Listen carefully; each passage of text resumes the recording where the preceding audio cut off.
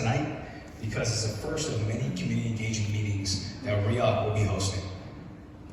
We're all here tonight to discuss one common thing, and that is the next phase of Blackwell Park. To give you an overview of tonight's meeting, you'll be hearing a few words from our Chief Operating Officer, Mary Kneen, and then we'll jump right into words from our Director of Capital Projects and Planning, Prince Shah. Items discussed tonight will include the scope of the work, of course the community surveys, because many of you have completed those, and most importantly, just getting a sense of what it is that you would like to see at Blackwell Park. I do want to note that this meeting, for it to be productive, will be 1 hour, and also off-topic questions will not be answered at this time, so I ask that you please grab one of us. Afterward, I'd be happy to speak with you, but for a fruitful discussion, we're going to be sticking to on-topic questions. Mr. Haynes, unfortunately, could not be here tonight because he did have a family commitment, but I'm sure he's probably multitasking and watching from his phone on the live stream. So with that, I do want to welcome our Chief Operating Officer, Mary Kneen.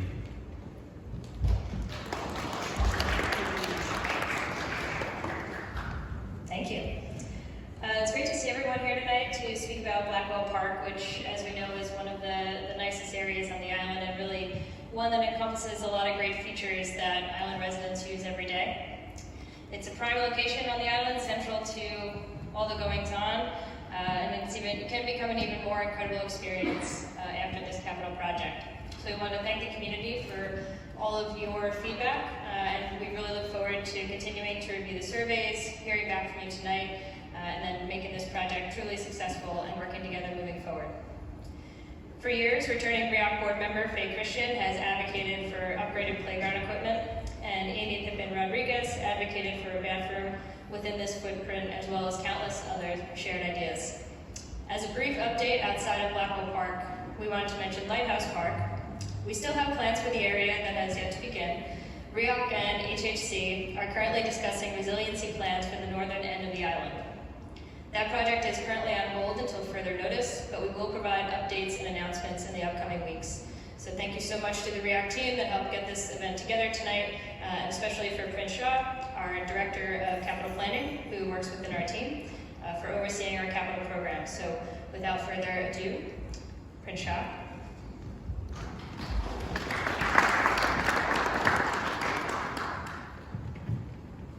Good evening. How's everyone doing? Good. This is a great turnout, so I'm very excited that everyone's here. A lot of familiar faces, a lot of folks that I've collaborated with, talked with, spoken with on many projects across Blackwell Park. So I'm very excited that everyone's here. We'll just jump right in. First things first, here to talk about Blackwell Park Phase 2. This event will be recorded. The recording will be posted on the RIOC website. So if you missed something, you can't see the PowerPoint, if you're missing any points, please make sure that you log into the RIOC website. It will be online, you'll be able to see it. Folks in the back, if you can't see any of the PowerPoint, I'll do my best to read a lot of it. But if you can't see it, and if you'd love to move up, please do so at any time. Meeting agenda, what are we going to talk about? As Akeem kind of touched upon, we will be talking about the presentation on the planned improvements. The survey results, we had a lot of positive feedback on the survey, which is exciting.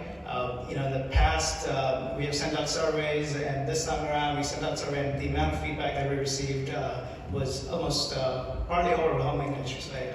It was that exciting.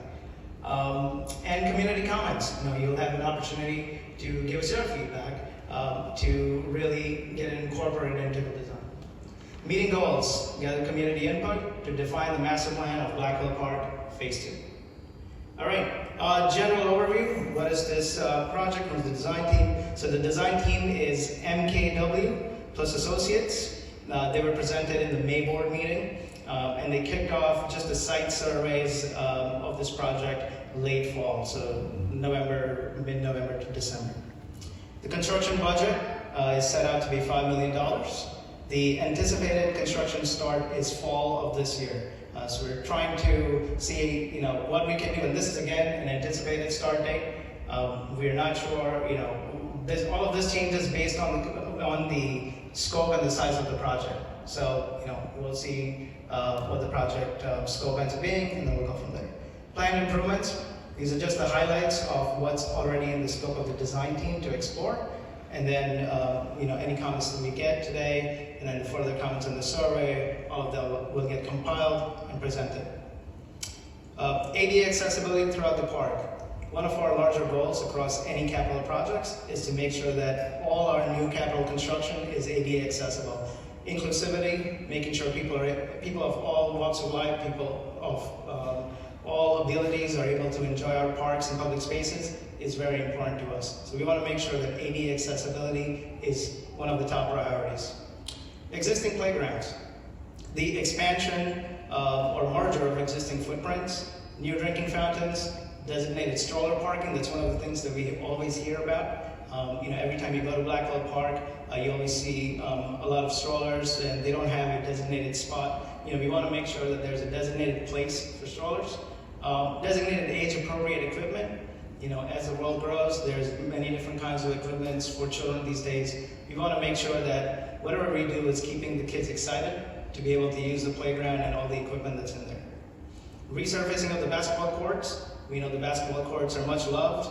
A lot of the community uses them, and they're always busy. Every time I walk by on a summer day, on a good weather day, they're busy.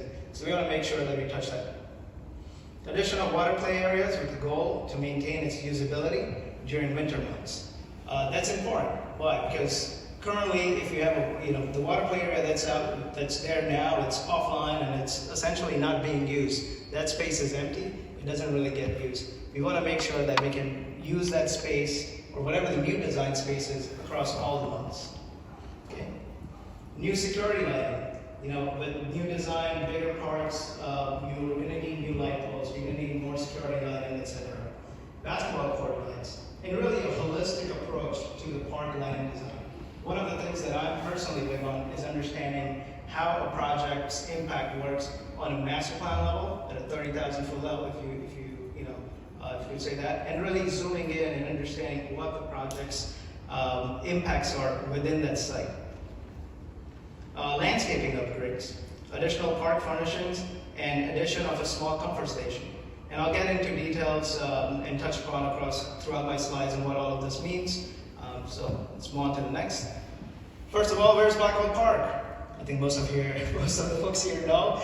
If you don't, it's in the center of the island. It's centrally located. It's right there in the red circle. It is centrally located, and it's right behind Blackwell House, 500 Main Street. That was 30,000 overview, as I mentioned before. Now zooming in, the configuration of the existing park.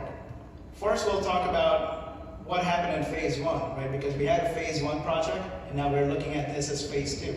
So phase one was everything on the west side of the park. Phase one included wider sidewalks, upgraded plaza fountain was upgraded, and now it's live during the summer, spring months. The landscape was upgraded, and then we also introduced an outdoor seating area, which now we have collaborated with the New York Public Library, and they've put up summer chairs and tables so everyone can, take out the books, read outside, and whatnot. We will be talking about phase two. So everything that's within the red border is phase two. That is our current limit of work for the phase two portion of the project. Here's what's existing. You have on the left of your screen 2 to 5 year old playground, which is at the south of the park. And then you have the water play spray area, the existing basketball courts, and 5 to 12 playground, and the sand play area. What does this all mean in terms of the land use and where the park is situated? So just looking at land use, clearly Blackwell Park is surrounded by residential buildings, right? Roosevelt Island essentially mostly is residential buildings, and it's surrounded by residential buildings. We have more and new residential buildings coming up in the South Town. So there is growing use of Blackwell Park on the island. More and more kids are using Blackwell Park. More and more adults are using Blackwell Park. With new upgrades, new improvements, we see more people taking lunch breaks there. We want to see more people taking lunch breaks there. We want to see more people enjoying the picnic there. We want to see kids there. We want to see adults there. And people of all walks of life.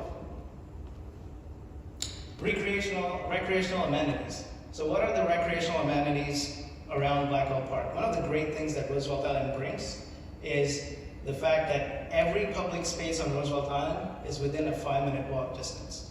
So if you walk south from Blackwell Park, you have Firefighters Field. Sorry. If you walk south from Firefighters Field, you have the Cornell Open Fields. If you walk south from Cornell Tech, you have Southland Park. If you keep walking south, you have Fort Freedoms. And then if the same goes with the north. If you keep walking north, you have Cabo Bianco. If you keep walking north, you have Octagon Field, or the McManus Comfort Station, and the soccer field, and so on and so forth. One of the things that's key here, and it's important to understand, is how overall all of our public spaces work together, right? Because at one point, if you have Blackwell Park and you have certain amenities there, well, you want to make sure that the next park that's within the 5 minutes doesn't just replicate those amenities, right? Or the next park within the 10 minutes doesn't just replicate those amenities. Same thing goes with Comfort Station. If you're at Blackwell Park and you need to use a Comfort Station, oh, good luck, because there isn't one, right? So the next Comfort Station that's closest to Blackwell Park is about a 10-minute walk away at McManus Comfort Station. Or the next public bathroom, if I can say that, if I could describe it that way, that's closest to Blackwell Park is, again, 5+ minutes away, about 8 minutes away.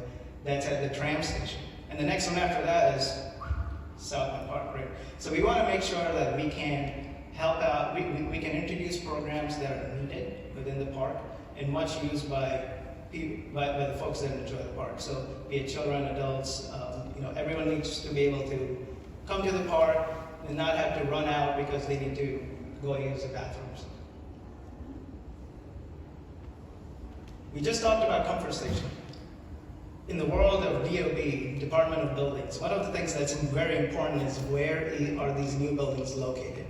And that matters, especially on Roosevelt Island, because of all our flood analysis, right? We are an island at the end of the day. So we're always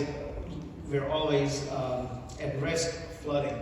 A lot of you remember Sandy and Irene and all those damages, and it's important that we locate anything that we do, especially a new building like Comfort Station. I'm calling it a building, we don't know the size yet, so I know a lot of people, when we say building, they think this massive structure could be tiny, could be big. But we need to understand where it's located. So one of the things that's important here is to just kind of graphically look at where Blackwell Park is, and where the darker blue and the lighter blue areas are. The darker blue area is the 100-year floodplain.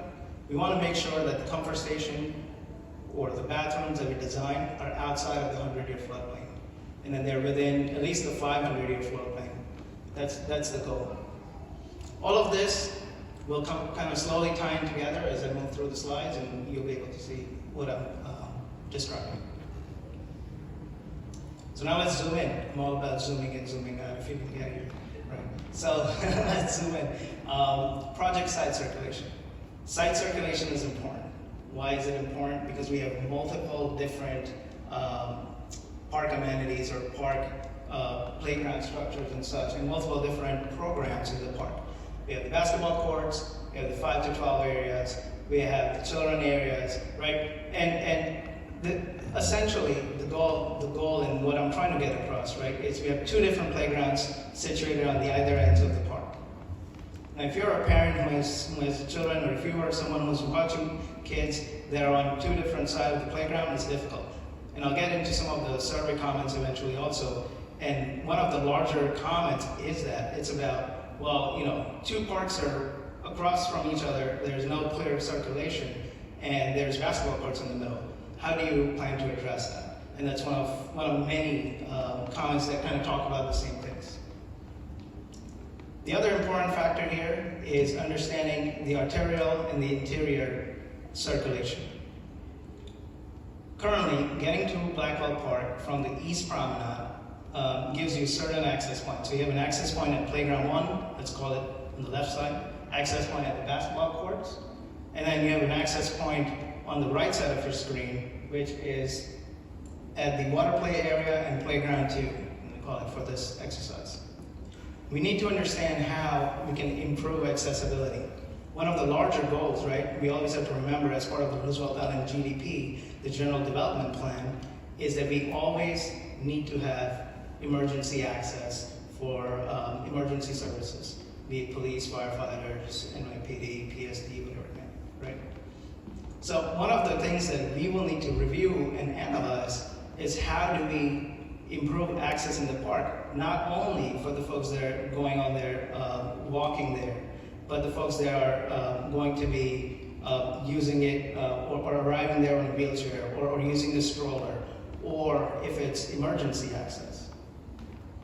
All of this is important because the slope. So a lot of you know that Blackwell Park has some slopes that are not, easily accessible, especially the slope that's along the main street right next to the 480 building, right? You have graphically just representing here, everything that is purple is more than 20% slope. Everything that is red is essentially everything that's purple is more than 25% slope. Everything that is red, the darkest color, darkest red, is 8 to 25%.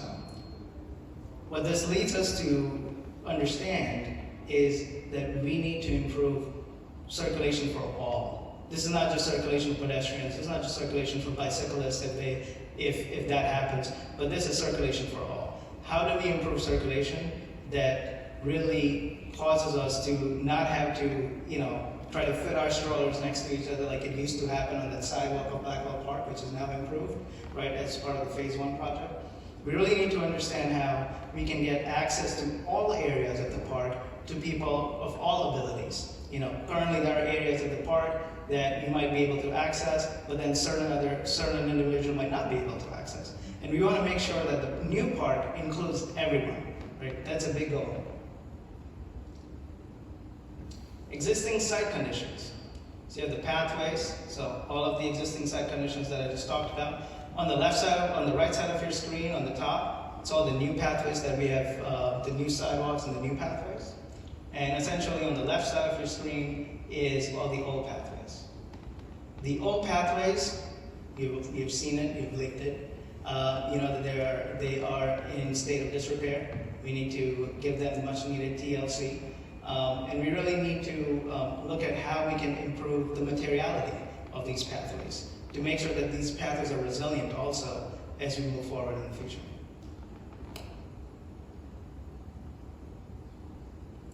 Existing site conditions, the features of the park, right? You have the historic Blackwell Park. You have the Blackwell Park Plaza. The plaza was part of, again, the Phase 1 project, where we removed all the tripping hazards and all the kind of the old infrastructure that was there. We made sure that the fountain is now working, recreated a lot of the fountain infrastructure, and reintroduced a lot of the seating, planted new trees, etc. The next we have Play Area 1, let's call it. And then Play Area 2, which is the Spray Area 1. Much loved, but something that really needs more love for upgrades and whatnot. So, we're definitely concentrating on a lot of the spray areas. I used to live next to Blackwell Park for not that long, as a lot of the folks here do and a lot of the folks in the room do. But I love that park, so it's a little bit of a personal passion project too. So the play area, the spray area itself obviously needs a complete overhaul. We need to look at what we can do. There's a lot of great suggestions in the survey that I've tried to sample some of them here, and then hopefully we'll get to hear stuff from the folks here as well. Basketball courts, talked about that before. The current basketball court condition, it has basically over the years we need to fix the soil, the drainage issues and such like that. So all of that will be addressed within the new design. Some of the cool comments that we've received, if I can say that, are we really should look at island as really zoom out on the island, and as you can tell, I'm all about zooming out and zooming in. Is to really see how we can look at the island as making our courts more colorful, making our public spaces more colorful. So a lot of the comments that we've received are looking at it as a master plan approach on how we can make our public spaces colorful and not just creating the good old sand-colored parks, earth tones. So that's one of the things that we'll talk about in a bit, or at least walk through. The other areas, again, are the benches. A lot of the comments that you will see in the survey in a few minutes, the survey indicates, the preferences of the folks that use the park, and you will see that people love to hang out in the park and just sit on the bench, enjoy the green space, the open grass, the open lawns. So we'll get to that in a second. Play area the play area two. Play area two, as you know, it's on it's the play area two.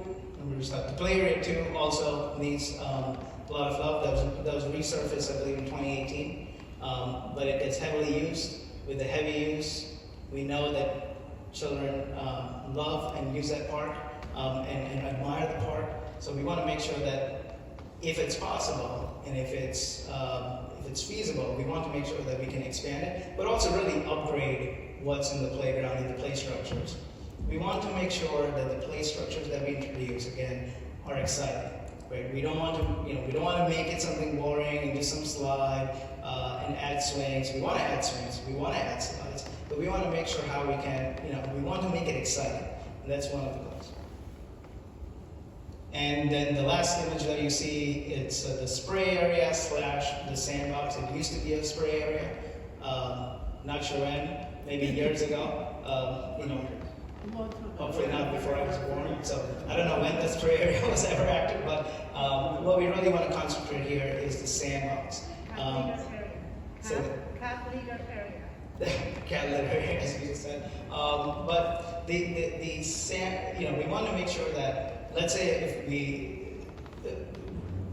we want to make sure that the spaces that we introduce are also easily manageable and cleanable, right? So sandbox, maybe cleanable, maybe manageable, but it gets heavily used also. So we want to make sure that we introduce spaces that are maintenance friendly as well, so that when people, when everyone uses the space, they can enjoy the space without worrying about, there's garbage here, or there's this or that, whatever it may be. Right?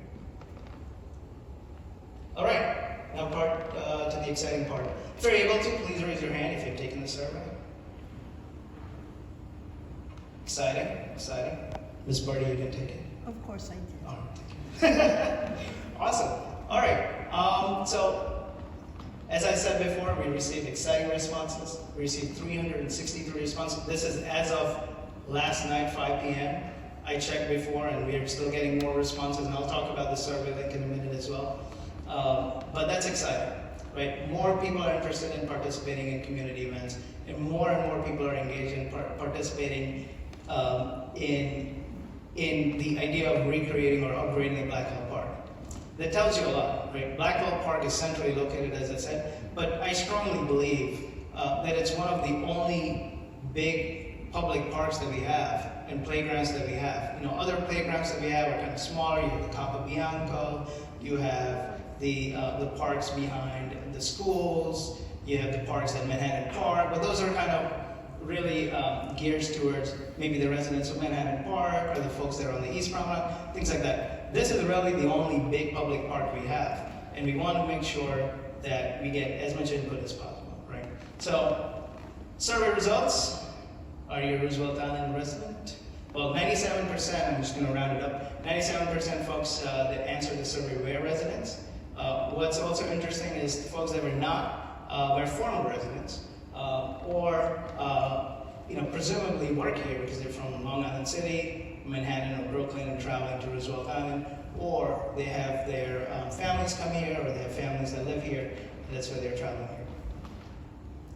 Now, this question too, I thought was very exciting. They're kind of trying to understand the demographic of the individuals that actually took the survey, right? So the majority of the survey takers were lived on the island between 11 to 50 years. So these are folks that are either moved here in the 70s or the 80s, the early 80s, the first residents, or the folks that moved here a decade ago and still use the park and love the park.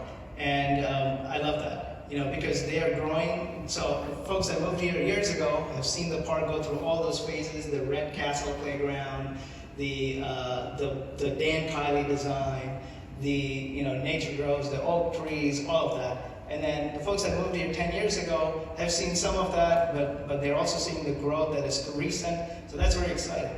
And then the next layer or the next group of people that took the survey were the folks that are recent, 0 to 2 years, the COVID babies. You know, the folks that moved here in the last 2 years. So that's exciting. It's exciting because it tells me that even the people that recently moved here care about the community. They care about the park. And they want to make sure that whatever happens to this park, because they love it so much and they use it so much, gets their input. And I think that's exciting. And then just moving down the categories, folks that are here between 6 to 10 and 3 to 5, there's between 16% and 12 to 16%. Again, still great turnout, good amount of comments, and good amount of survey participants. How often do you utilize the park? So the goal behind asking that question was really to gauge, okay, well, you may be a resident, but you might not actually use the park. You know, you might care about the community, but you are going to work every day, coming home, and maybe you're hanging out at Southland Park, or you're maybe living in the North Town and you're hanging out in Lighthouse Park. So really, it's just trying to gauge how many folks actually within the survey use the park and understand where kind of they're understanding the mindset of what's happening there. So based on the survey, we see that majority of folks that took the survey use the park more than once a week, right? You have folks that are 1 to 3 days a week, 4 to 7 days a week, kind of making up over like close to 50% essentially. So that's exciting. Understanding that the folks that are actually interested in the park, and many of you here are excited and interested in what's happening to the park, is exciting to me. Because that rolls into the comments, right? And understanding the comments that we've received. Those comments are important because now they're coming from folks that are actually using the park. Which park amenity do you utilize the most? Now, this is the classic New York City answer, right? I love the benches, and I love the open areas, and I love the picnics. Why? Because most folks don't have backyards, and you don't want to be cooped up in your apartment, and you want to go outside and hang out and explore your open spaces, and really sit outside on the benches, enjoy the sun, have your picnics. So those are the large two answers, right? This is a multiple choice question, so anyone could have chosen as many questions as many answers as possible. We'll get to comments in the end, so I just want to go through the PowerPoint if that's okay. So, a lot of the folks chose benches and open lawn, but then the next layer to that, right, the next bigger answer was the playground structures. So these are parents, caretakers, everyone that's using the playground itself, playground structures. So that's the next. So just really understanding the hierarchy of users. What is important to you? Open spaces is important to us. Benches and seating more seating, is important to us. Playground is important to us. Well, don't just get rid of the playground, And also, the next was between picnic tables and water play areas. I have seen, just by passing through the park, living next to it, the amount of users that the water play area gets. So we know that the water play area needs to be upgraded. And we know that we can upgrade it based on many of the precedents we have. Look at Long Island City, look at Astoria, look at Manhattan, look at Hudson River Park. Right? We have so many examples of good water play areas. So we know that we can expand it and we can upgrade it. So that's another key point that we will be looking at. Next, which features would you like to see added to Blackwell Park? So this was select 5. I'm just going to go to my notes.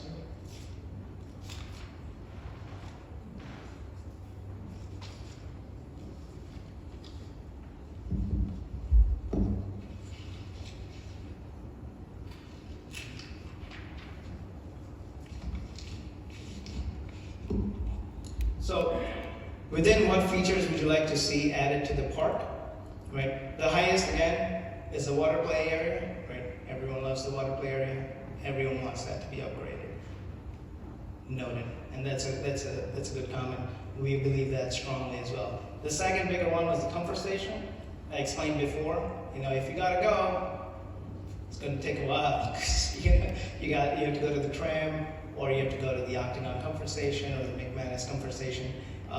So it's key that we introduce a comfort station that's central to the island, that's usable by the kids. It's designed so kids can use it, adults can use it, and also, folks that are walking across the island. You live on the island, you're walking your dog. You live on the island, you're jogging, you're biking, you're running, you're walking, whatever it may be, right?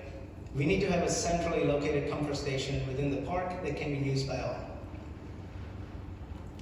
The next, in the hierarchy, just going down the hierarchy and just looking at the data that came in. The next one is drinking fountains.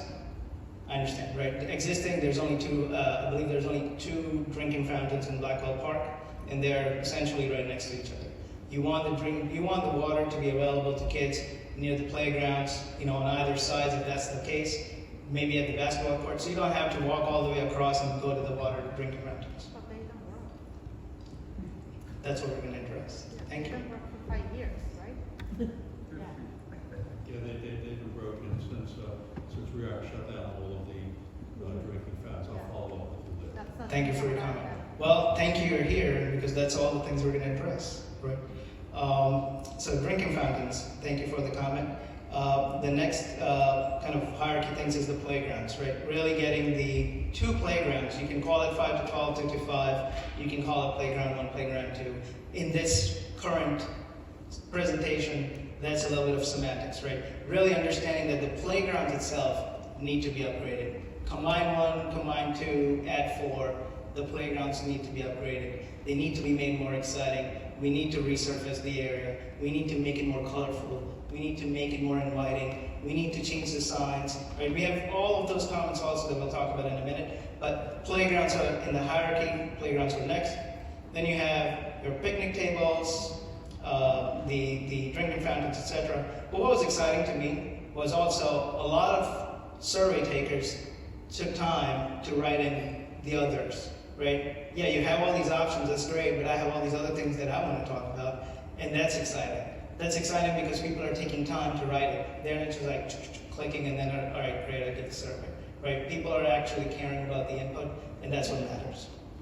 So within others, one big, what I've done is essentially there's 300 something responses. So I've taken everything that was already not covered up on the survey choices and just narrowed it down on the bottom.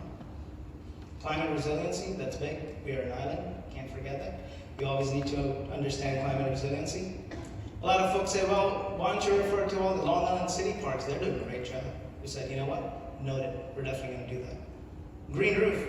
You said, potentially you're going to put comfort station. Well, how about a green roof on that comfort station? How about making it something that's more exciting? What about solar? That was another comment. Well, what's exciting is it's part of Governor Hochul's executive order of 2022. We have to have some sort of green infrastructure onto that comfort station. So we will be exploring what's feasible based on the lighting, the sun, the location, etc. And then we'll have that update out. Permeable design. One of the comments was, well, don't just create more paved surfaces. Make sure that you have permeable surfaces also. Make sure that it's not just a runoff water situation at all times. We want to make sure that you have permeable pavers, maybe permeable surfaces, maybe things that, kind of like what Cornell Tech did, right? With all their kind of outdoor spaces where they have permeable aggregate. You'll see that around kind of that big park geothermal area. I used to work on that site before here, so I know all about it, and it was very exciting. Hammocks. We got a lot of hammocks. A lot of folks said, hammocks, we want hammocks. So I said, all right. Dog park, that's one's touchy. I think we've touched that before. I don't think we want to go there again. Looking at the larger plan of Roosevelt Island, we have released where the dog park will be, right? It will be in the Riverwalk Commons. So we already have a dedicated space for that. So dog park is unfortunately not going to be considered for Blackwell Park. Barbecue areas, well, we're definitely going to explore that. We don't have that big park. It's not South Point Park or the Lighthouse Park. So we have limited space, so we need to make sure that we are very careful with what we do. Upgraded lights, of course. Preserve northern red oak tree. A lot of comments were about the tree and the plaque, and we understand that and appreciate and respect that sentiment, and we want to make sure that we do that. Protect the trees. Those are the general kind of the overarching comment. Pickleball. Well, what we've done is we have recently released information or announcement about pickleball that's coming at South Sports Park. Thank you. Sports Park outdoor areas. So once that's open, we'll monitor the use, and then we'll see where else. If that's something that the island's moving towards, we'll see where we can go with it, right? But in this process right now, pickleball is not something that we're considering within the park, so it's clear out there. Comfortable seating, like Adirondack. I can't. Thank you. I can't say that word. The next one was interesting. Collaborative art wall. I thought that was exciting. That's something that's something that I hadn't thought about. So that's very exciting. And performance venue.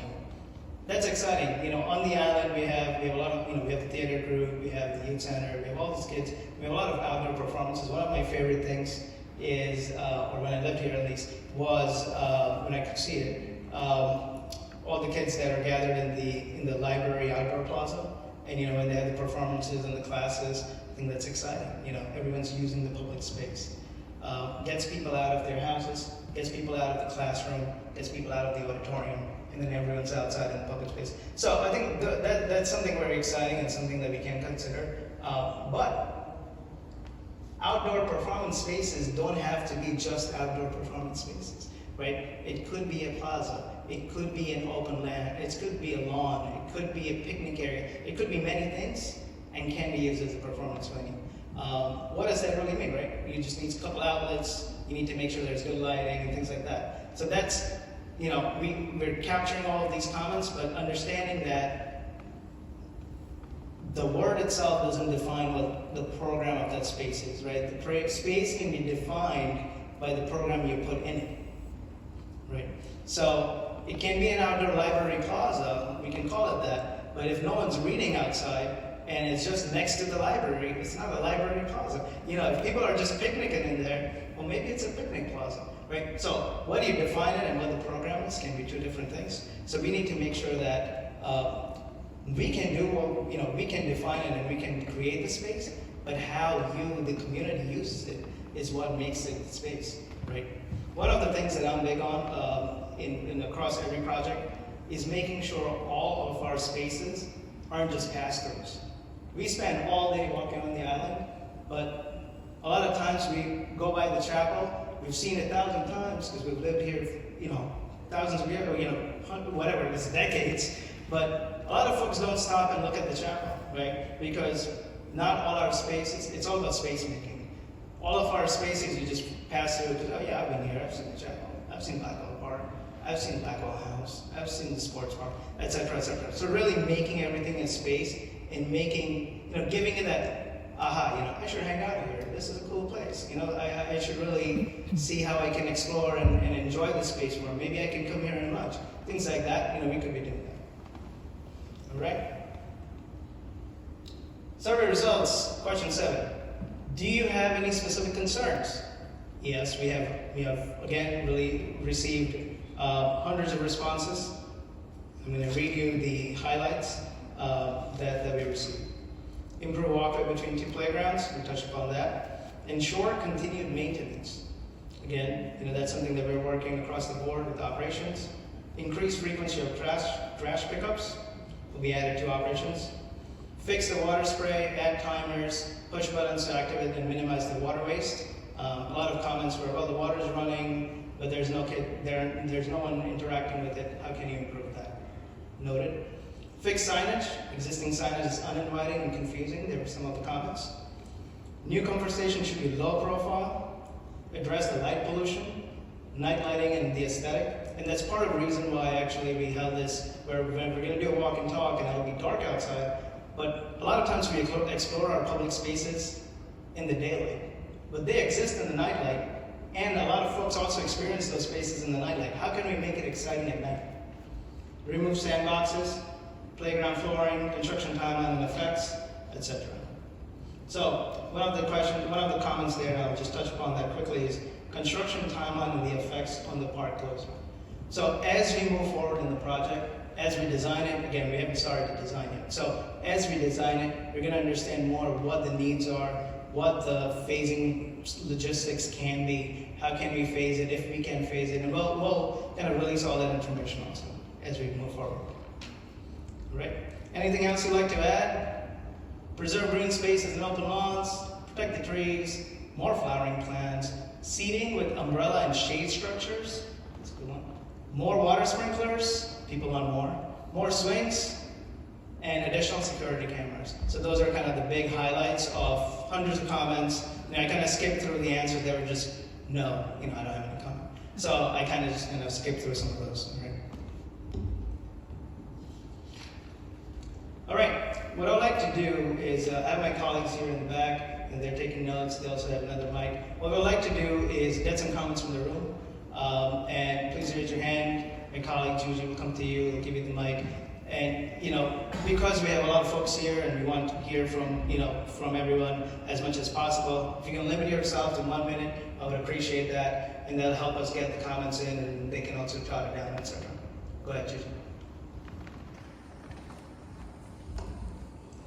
Hi, hello, good night. I'm Susie De Campo. I have lived here for 13 years, and I have been using Blackwell Playground for the last 11 years, and we keep using it.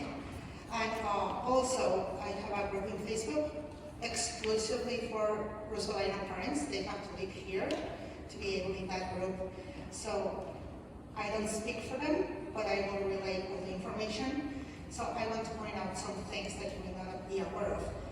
9.5 years ago, they replaced the toddler playground for a playground that was supposed to be for toddlers. And what we got was an equipment for kids aged 5 to 12.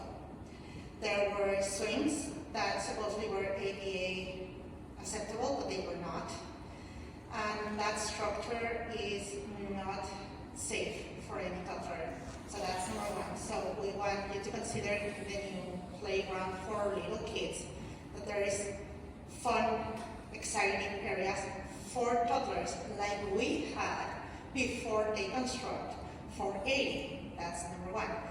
Number two, we want to keep the excitement for older kids, because even though they grow up and they look like adults, they're still tweens or teenagers or very tall kids.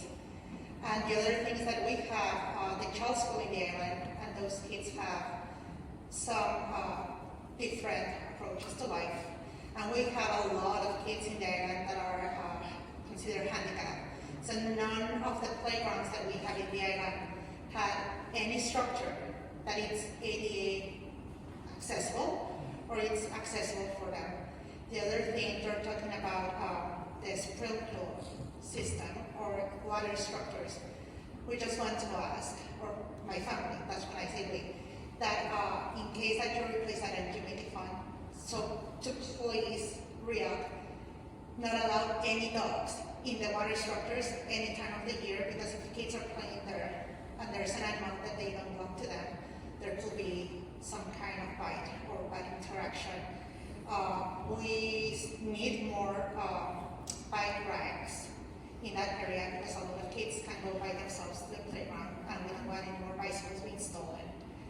And the other thing, even though you're considering starting during the fall, you might want to do it in the late fall, because school starts and everybody needs a place for it's the good weather months, and they use all the playgrounds in the island. But when it starts to get a little bit colder, they go indoors. And my most important question, and I think that the community here is gonna be behind me, is like, you put out the survey, but you have never asked a kid of Roosevelt Island what they want in their playgrounds. And I think that we are not the ones that should make the decisions here. I think that the idea and the needs of the kids of Roosevelt Island are the ones that are needed to be represented in whatever survey you put, or whatever survey you ask, and whatever the final design should be, because the kids are gonna be using them, not for 6 months, for a lot of years. So what they want is the most important thing here. Thank you. Thank you very much. My colleagues are noting down your comment. First of all, thank you for all the comments that you gave us. A lot of things that you mentioned are being addressed or will be addressed. And you saw some of the highlights in the survey, so I hope you're a little bit satisfied and know that we're going to touch upon them. Next person, please. I don't have a question. Hi, Frank Franz. I've lived here for 43 years, and sorry. And so my kids grew up here. I grew up here using the parks and stuff, so I remember those days. At the time, I was RIOC president. This is 2008 to 2010, and we had a Blackwell study period then. Community was actively involved in that. It went on not just one meeting, it went on approximately, I want to say about 9 months. And we had a lot of engagement. I see some of the people here who were involved in it back then. So let me just say there was a lot of agreement with the community, a lot of agreement with RIOC, and before RIOC involved the community, there's a lot of complaints. In the end, we got to a lot of good ideas. Let me tell you just a couple things, okay, and in reflection to this. So, swings. Everyone loves swings, okay? Adults love swings too, okay? I agree with the point that it needs to conform to all of the safety standards. So one area that's obviously not a problem is ADA compliance. So since the road was remapped with the rerouting of Southtown, the road used to be lower on that side of the street. You have a very steep hill. You need to remediate that. There are other portions of the park that the slope, I'll just say, do an ADA study on that. Another thing that they had come up with, because we had used the group that designed the Stanchion Park, or whatever it is, okay, and another one, the Science Park, was that they said an important thing for parents is to be able to keep an eye on their children, which might be of several ages. So it's not just a, 2 to 5 and 5 to 12, but as a parent, you need to be able to keep an eye on your, kids that are a family of maybe 3 or 4. And then the last thing I would say, I know you're talking about climate, improvements here. I'll just say, so this is someone who studies this and looks to designs, and I will have stuff I'll convey to you outside of this about climate resilience in Roosevelt Island. I would say this is an area where I would prefer to let flood, because putting up, walls and stuff like that, the water still has to go somewhere else, and then maybe into the adjacent buildings. So all for permeable stuff, just understand that there are induced flooding and other types of consequences that come out of that. Happy to follow up with you afterwards on more of the details. Thank you. Thank you, Frank. Thank you, sir. Next person.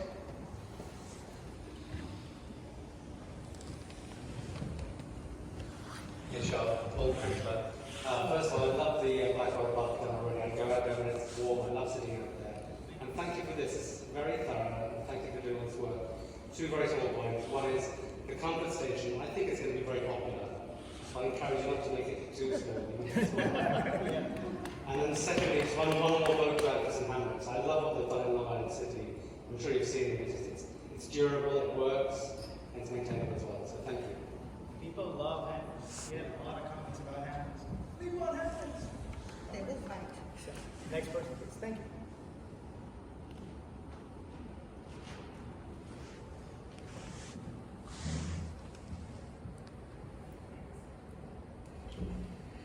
Hi, my name is Susan Phillips. I've lived here a long time.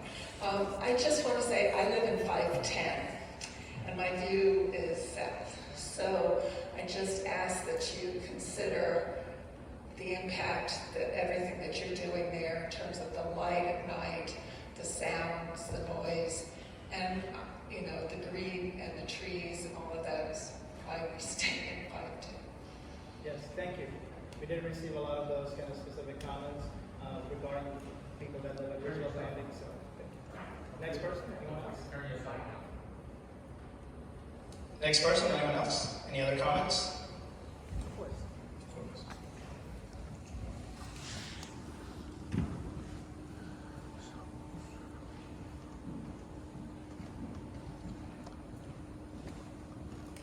Hi, I'm Judy Birdie. I've been here longer than Frank Ferenz. But not 50 years. First of all, I'll tell you one thing. They once started putting barbecues in and it was a disaster. Not a good idea because it blows right into people's apartments. I love the ginkgo trees leading down to the river. It is my apartment overlooks it. I look it down from 17 floors and I can tell you how often the basketball courts are used. But it really is a challenge. I mean, I stare out and go, how the hell can you fix this up? The infrastructure is in terrible shape, I know, especially around the basketball courts. I really think this has to be, we have to sit down with the kids and the designers and our Lego sets and really work this through as a community. It's not easy to do. I know what we've gone through on other projects, and this has to be an ongoing, hopefully not battle, but discussion amongst everyone. You cannot solve these problems instantly, but I agree with Paul, a large bathroom. There is no bathroom at the tram. I sent people to Cornell Tech, or the hotel. It's disgraceful, and unless they open Sports Park, we need a big bathroom at Blackwell Park. If you have hundreds of people using it and tons of kids and tons of babysitters, let's not be petite. We need a big, spacious bathroom there. But I really mean this has to be the first of many conversations. This is a very nice starting point. But Prince, we really would love to meet you more often and play with our Lego sets in your office and figure this out, because it's the only way the community is going to be happy. And you know, this is the first public meeting I've gone to in 2 years. Yeah, in person, with human beings. So I really think we have to start and continue this. But thank you for your efforts so far, and we'll be watching. Thank you. Yeah, sure. Hi, I'm Alexander, and I just had glasses. I can't speak very clearly, but I noticed when you talked about planting, I'd like to emphasize the importance of native planting. So for example, the oak tree is a tree that supports, I think, over 500 pollinators and stuff. So it's really important to think about that. I know that there's an area that I Dig to Learn has, and I was wondering if you could just make sure you reach out to them and make sure they still have a spot, because that's very important for the kids.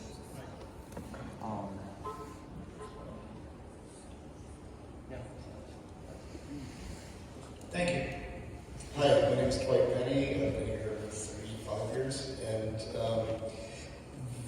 I was walking through the park the other day and noted that there's that picnic or the seating area above the basketball courts, which was always kind of intriguing to me, but always never seemed to live up to what you'd sometimes see, like wisteria growing on that thing or something like that, to make it really nice. But I almost never see people, even people who are playing there, use those chairs. So sort of that might need some rethinking.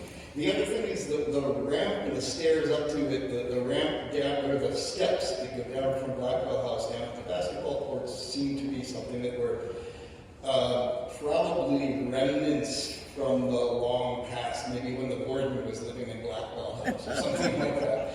And because it's very narrow and it's overgrown, I would consider just either making it really nice so it's like a grand entryway up to Blackwell House, which is probably inappropriate, or just obliterating it entirely and making a bigger lawn that stretches all the way across. Because that lawn, I've had a few picnics over the years on that lawn, but it's very small, kind of hard to access, and even harder now with the plantings and such that are there now. So I would consider making that maybe flatter and a bigger lawn, and a really good one. My kids coach baseball on the island.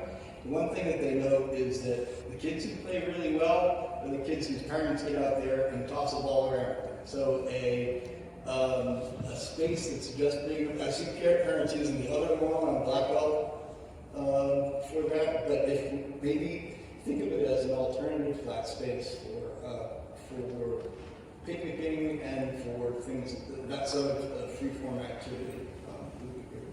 There's a little triangle down just past the water park and down towards the other buildings on the far south side. And that little triangle has always been sort of awkward and underused as well. And usually the grass is in horrible condition or too wet for picnicking. So that's another area that could use also open space. Thank you very much. Hi, I'm Mimi Einhorn. I've lived here for 30 years, and I want to say I raised 2 kids in Blackwell Park.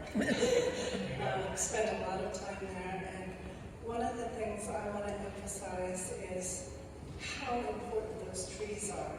And it's not just the one or the 2, but it's the entire landscape there. And once people start cutting trees down, it's 30, 40, 50 years before you get that same shade. And we've seen it around the island, the cutting down of trees. There's no going back once you start. So and one question. Yes. I did not complete the survey. I'd love to encourage friends and family, as well as myself. Can we still participate? Yes. So we'll take 2 more comments, and I'll get to that slide.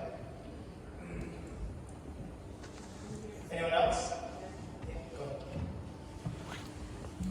Hi, my name is Verna Fitzpatrick, and I want to know if you mentioned it, I probably didn't hear it. What are you planning to do with the sandbox and the sprigs, all those steps with all the, I guess it was water sprinklers? Right. Are those going to be repaired and put back into operation? We're exploring all the options. The current option is based on all the comments we received. It's been in all caps, no sandbox. So, we're going to look at what we can do with that area. And, there's maybe a potential of expanding the existing playground that's there and just doubling that up and creating exciting playground structures in there. But we haven't explored what we will do with that space. Right now, we're just taking in comments. But if you have any specific suggestions that you'd like to talk to me about after this, I'm happy to hear. I like the water sprays. You love the water sprays? Yes. All right, thank you. We'll take 1 more, we'll take 2 more, fine. We'll just take 2 comments and then we can, because I love to go out to really get, do some talking in the park. That's fair. Hello everybody, I'm Zorbia Jim. I'm a licensed architect and urban designer and also a resident here. We're raising our 2 kids here and we love it.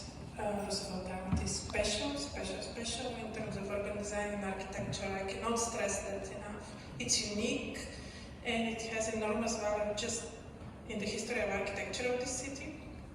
So I'm wondering how the architects that are going to redesign the area were chosen, what was the process, because not all architectural offices are created equal. Some people focus on architecture from this period and they're good working with it, and some offices do not understand that type of aesthetics. And if you work with people that are not really into that period, you can end up with a Frankenstein that I can give examples on the island. Maybe it is another conversation offline. But there is a beauty to this park that's remarkable. And I love to see it preserved and enhanced and modernized in the right way. Thank you. So I can just quickly answer that. The architect, the landscape architect for this project is MKW and Associate. They were chosen through kind of a rigorous RFP, request for proposal process. We've actually awarded them that contract in the May board meeting, and then we didn't really kick off the project until the later part of November. But MKW has over 55 years of experience in the public realm, designing public spaces. They are a landscape architecture firm, and then the expanded wings, the associates. They've designed some projects that you may or may not have heard of, for High Bridge Park, Lafayette Playground, James Day Bland Park, Hudson River Park, segments of it, segment I believe 6 and 7. But as someone who used to hang out here in high school and college days, to just come here and sketch when I used to go to city, NYIT in the city, and then hang out here when I was an intern, and then got the dream job of working on Roosevelt Island, and got the dream job of being with you here. And working on a project that I used to sketch at one point when I was an architecture student. I love that. So I can really relate to the sentiment that you have. A lot of public spaces and I do a lot of these presentations and board meetings and such, and I'm very passionate about what I do. Is because I want to see this place. One of our dream, my wife and I, was to live here. And we got that opportunity a year or so ago, and we took it, and we loved it. And then every single day now, my wife says, when can we go back? So that's always, that's always there. But thank you for that comment. We'll take one more comment, and then we'd love to move to the next phase. Hi, I'm Christina Delfico, founder of I Think to Learn. Thanks, Alexander, for that mention. That was really nice. Thank you for the presentation. This is great. I echo all the protection of trees, and I know that during construction there are rules in New York City where you have to kind of fence off around the perimeter of the trunk so big, heavy equipment doesn't go on it. A lot of times they'll just do 4 feet around the trunk, and the reality is that the entire canopy of leaves we see is mirrored underneath by root system and even farther than the drip line. So I know construction is construction and things have to change, but maybe to be a little bit more rigorous about the watchful eye of those kind of protections. Love the green roof concepts on any kind of built-up structure. It cools things down, and it's good for, just like the oak tree is good for 500 butterflies and moths and skippers and all that good stuff. The one thing I didn't hear too much about, and I don't know if this applies, a lot of New York is part of the bird migratory path. In May, they all come up from the south, and in October, they all go back from the south, and a lot of buildings are reflective in a way that the bird sees the forest in the glass, and there's collision and death to great numbers, so much so that many of the grounds people spend a lot of time in May and October picking up dead birds on Cornell Tech campus or other places. You may not be building any glass structures, but if so, bird-safe glass or might be a consideration. And then, yes, to the permeable pavements, we are in a flood zone.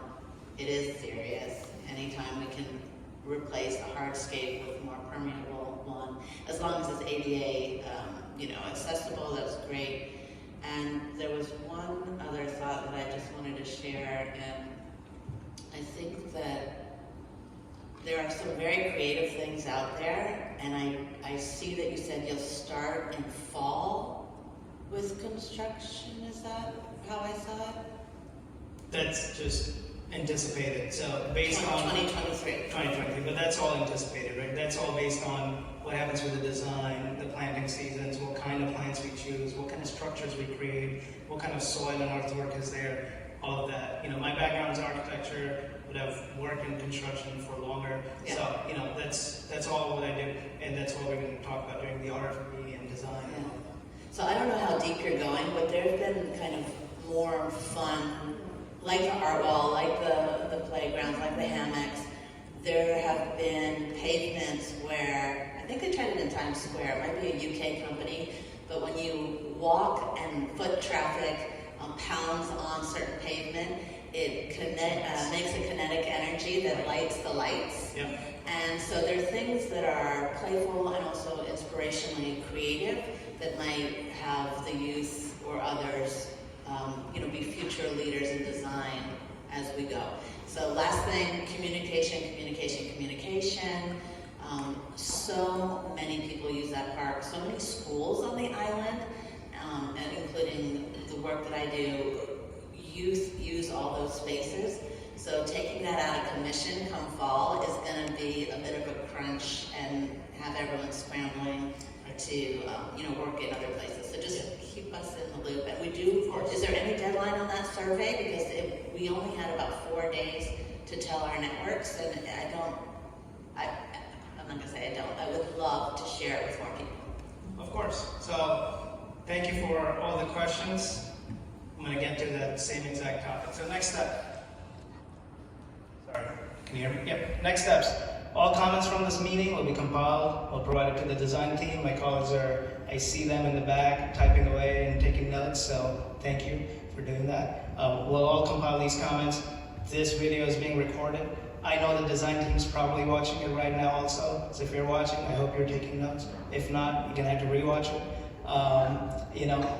And I got the notes also. Future updates, right? So the future updates on this project, communication is a big priority. With Akeem here, one of the things that we're definitely prioritizing is communicating with the public, creating all of these public engagement opportunities. So we are always talking. We're part of one big Roosevelt Island family at the end of the day, and we want to make sure that we're talking, right? So communication, the RIOC website, community announcements, and also future presentations. The presentations here I put in the board meeting, but you all know we have different avenues of what those presentations are. We have the REDACs, the board meetings, the ops meetings, etc. But it will all be communicated prior, so you can actually come to those meetings, participate, engage, ask questions, etc. All right, going on to the next, the survey. Well, the survey is extended. We did receive a lot of good comments, and we want those comments to keep coming in. You have the weekend. Please, share with your friends and family. If you haven't taken the survey, please take the survey. The survey link stays the same. It'll be open till Monday morning. You get to work at 6, I would say 7:30, but it'll be open till 8. I will close it as soon as 8 hits. But please, in all seriousness, please do take the survey and provide your comments because we really value it. And we want to include a lot of the comments that you have and send them up to the design team. All right?